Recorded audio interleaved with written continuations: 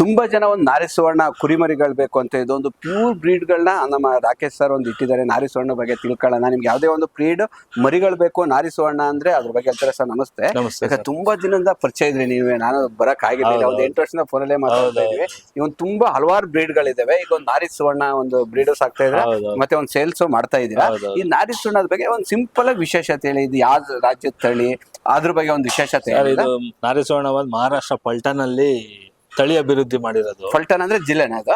ಪಲ್ಟನ್ ಅನ್ನೋದು ಊರ ಹೆಸರು. ಪಲ್ಟನ್ ಅನ್ನೋದು ಊರಿದೆ. ಅಲ್ಲಿ ತಳಿ ಅಭಿವೃದ್ಧಿ ಮಾಡಿ ಒಂದು ನಿಮ್ಕರ್ ಅಂದ್ಬಿಟ್ಟು ಒಂದು ಇನ್ಸ್ಟಿಟ್ಯೂಟ್ ಇದೆ. ಆ ಇನ್ಸ್ಟಿಟ್ಯೂಟ್ ಅಲ್ಲಿ ಈ ತಳಿ ಅಭಿವೃದ್ಧಿ ಮಾಡಿರೋದು ನಾರಿ ಸುವರ್ಣ. ಇದರ ವಿಶೇಷತೆ ಏನು ಅಂದ್ರೆ 2-3 ಮರಿ ಬರ್ತವೆ, 4 ಬರುತ್ತೆ. ಸೊ ಅದು ಒಂದು ಒಂದ್ಸಲ ಮರಿ ಹಾಕಿದ್ರೆ 3-4 ಮರಿ 4 ಬಂದಿದೆ. ಬ್ರೀಡಿಂಗ್ ಮರಿಗಳು ಸಿಗುತ್ತೆ. ಹೌದು ಸಿಗುತ್ತೆ. ಈಗ ಸರ್ ನಾರಿ ಸುವರ್ಣ ಅದು ನನಗೆ ಗೊತ್ತಿರೋ ಪ್ರಕಾರ ಒಂದು 5 ಸೇರಿ ತಳಿಗಳು ಸೇರಿ ನಾರಿ ಸುವರ್ಣ ಮರಿ ಆಗಿರೋದು.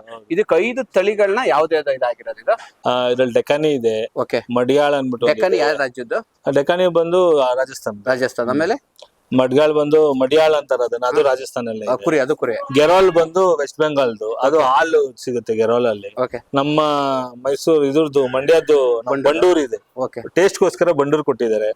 ಈ ಬಾಡಿ ಬರೋಕೋಸ್ಕರ ಅವಾಸಿ ಅನ್ಬಿಟ್ಟು ಇದೆ, ಅವಾಸಿ ಇದು ಮಿಕ್ಸ್ ಮಾಡಿದ್ದಾರೆ. ಸೊ 5 ಕುರಿಯಿಂದ ತಳಿ ಅಭಿವೃದ್ಧಿ ಮಾಡಿ ಕುರಿ ಇದು ನಾರಿ ಸುವರ್ಣ.